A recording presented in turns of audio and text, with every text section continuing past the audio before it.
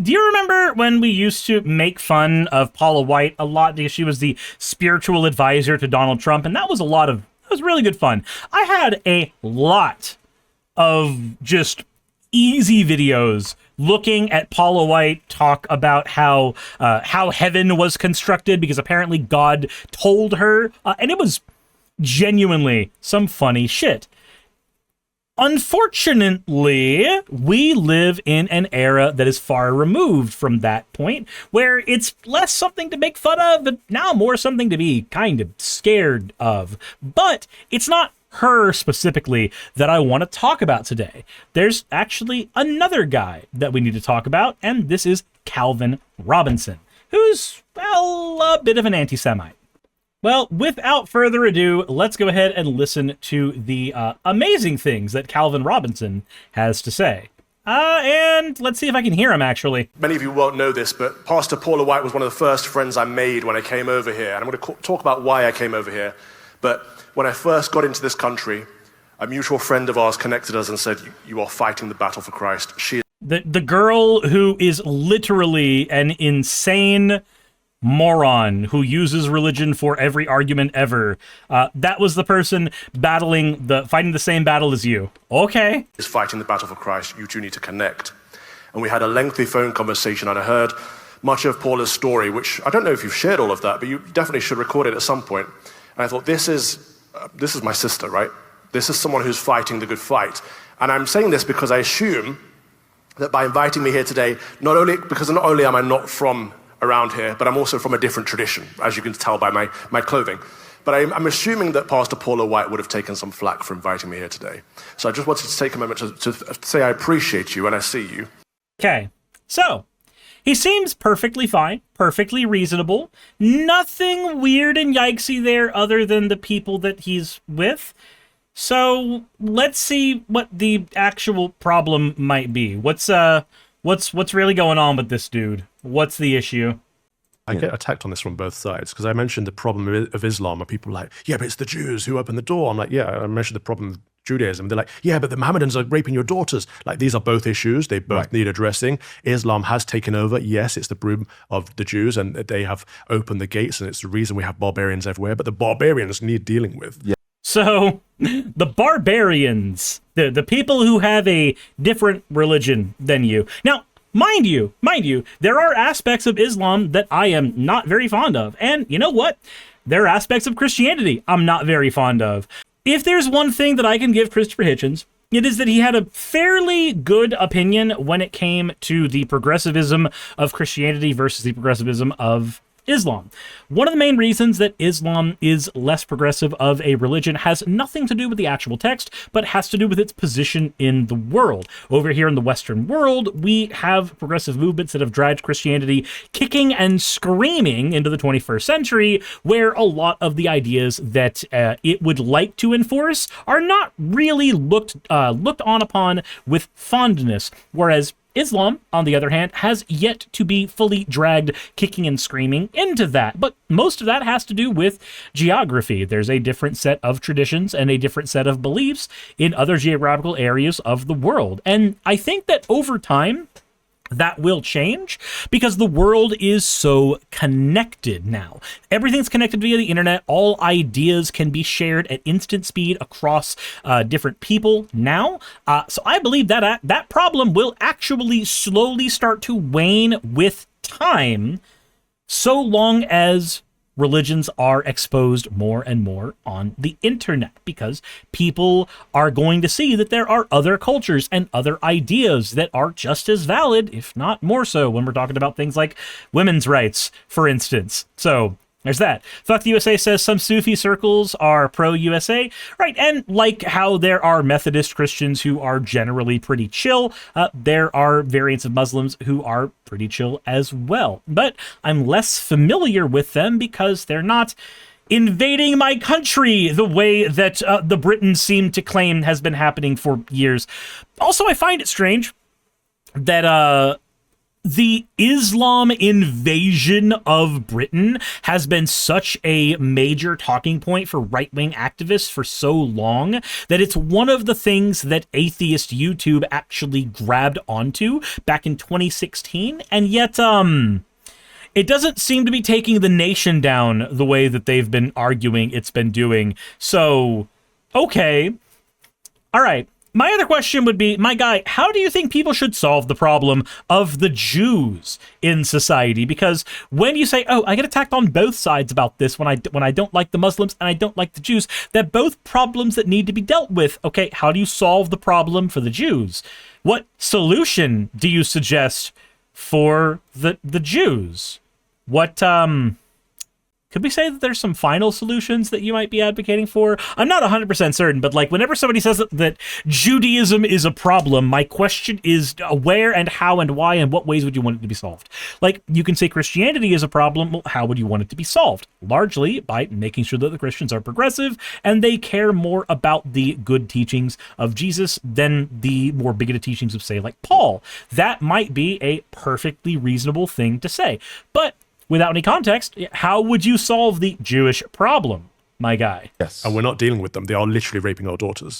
So the Jews and Muslims are literally raping our daughters?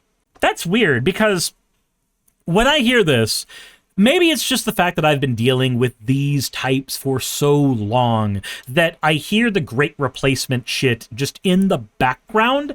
And there's an idea in white supremacist Great Replacement circles. And that idea is that every white woman that has relations with somebody who is ethnic is actually them being poached away from their proper place, and therefore it is seen as their daughters being raped. There's a weird bit of subtext in those cultures where like the white man is actually engaging in cuckoldry, watching the white woman be taken by black men, or in this case, I guess, Muslim men. It's a very weird stance to take, because they'll take it even when all parties fucking consent. It's weird. Hannock says, oh, this the racist priest, the Church of England fired him and he escaped to the USA to continue his grift. Yeah, whenever he says he's fighting the good fight with Paula White, that's what he's talking about. Jesus Christ. Fuck the USA says, I'm from a Russian Jewish background, as well as some Tartar and Caesarian, or Circassian. Dragonic says, thanks for the gifted sub. Cyberchill says, it's interesting how a lot of the supposed atheist YouTubers have essentially returned to Christianity. Computing Forever being one example of a skeptic using logic and reason as a brand who revealed to have returned to religion. It's almost like, and this is something I got into at the Faithless Forum when we were asked, like, you know, is religion going to disappear at any point? And I said no, and it's also not my goal for it to disappear. My goal is for the bigotry to disappear. My goal is for the harm to disappear. My goal is for the negative aspects of things to disappear, but the culture to still be there. The parts that people enjoy, the parts that people like, to still be there. I want those things to still be there and have weight, and I think that's perfectly fine and reasonable.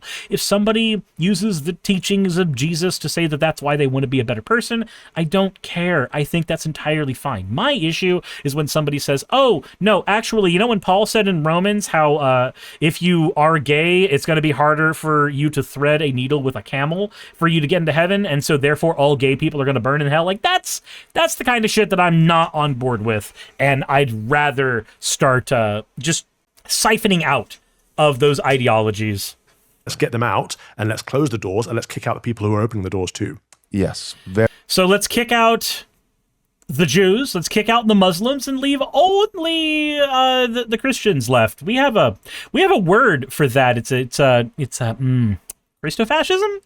Yeah, theocratic fascism. We have words for what those behaviors look like. But anyway, the guy he was talking to there was Joel Webbon, who's a guy who we've actually talked about on this channel quite a lot. And, well, they've got some opinions, if you wanted to know where their opinions on black people and maybe certain aspects of their culture come from. But yeah, let's see where that goes. I feel as though rap as a form of music, take the lyrics aside, the substance aside, the music itself So the music itself, wait, okay, so this is a weird one, because I remember, I grew up in a very black neighborhood, so, like, I remember not liking rap music, you know, being in a Christian household, being in a Christian school that was very, very predominantly privileged.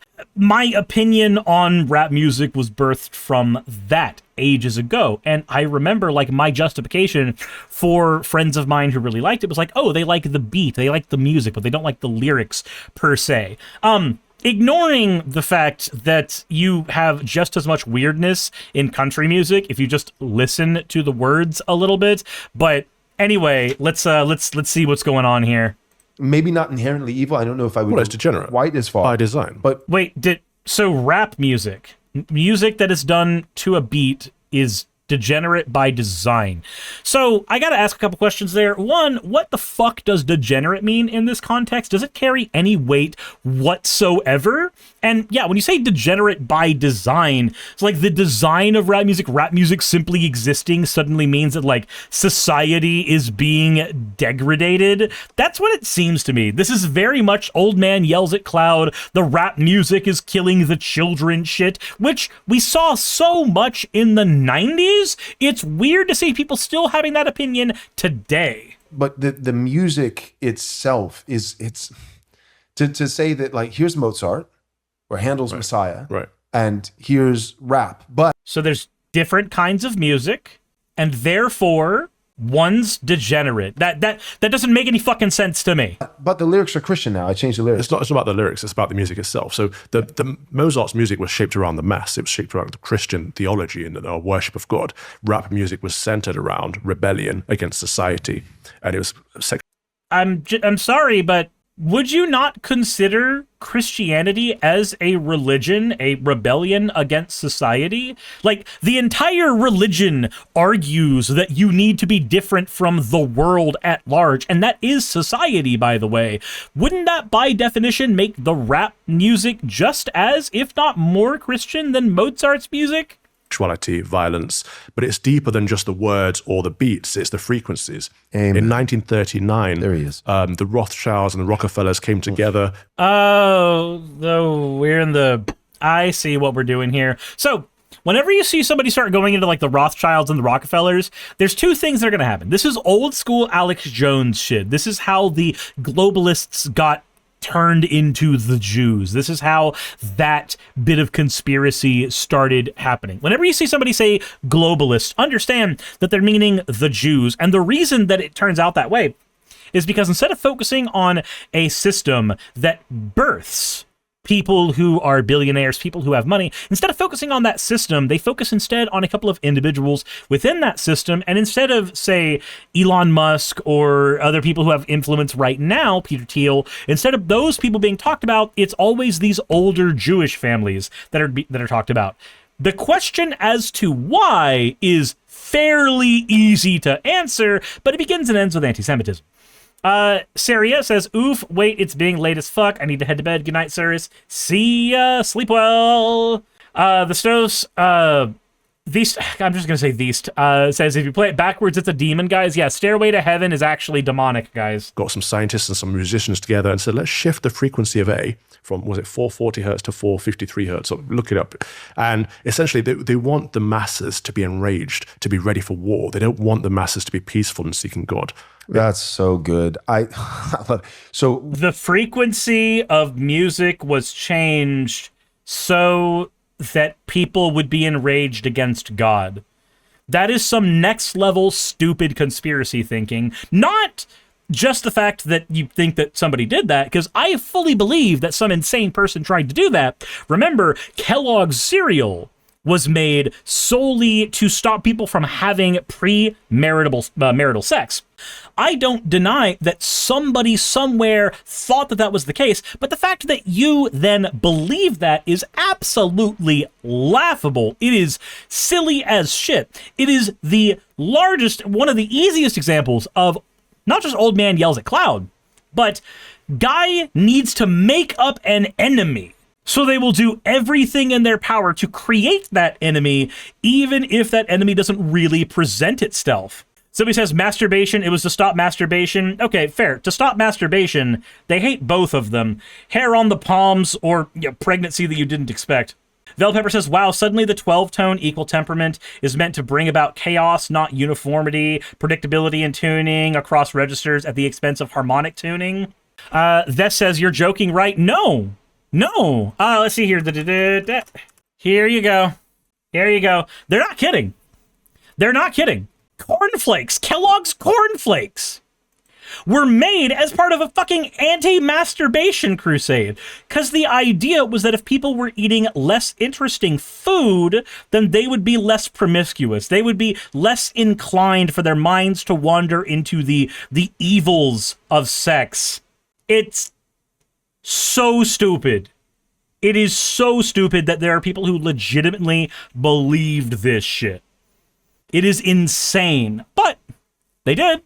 And so here we are. What you're telling me is it's not just the lyrics, but rap, the music itself is Jewish. Yes. I love it. Of course he loves it, because they're all anti-Semites. Now, we need to make a distinction. There's a difference between an anti-Semite and an anti-Zionist. A Zionist is somebody that wants to bring about more of the imperialist expansion of Israel. And usually a lot of Christian Zionists tend to do it because they want to bring about the apocalypse. I, again, wish I was kidding, but they really believe that the expansion of Israel can be used to bring about the apocalypse. And when the apocalypse happens, then the second coming of Christ can happen. It's an attempt to expedite the second coming of Christ.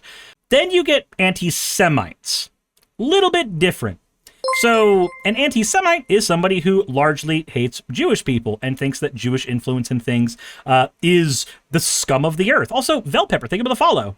Generally speaking, an anti-Zionist and an anti-Semite are not the same person, because, like, I don't want Israel to expand into more of fucking ripping apart Palestine and killing all the people there, and a Zionist is generally okay with that.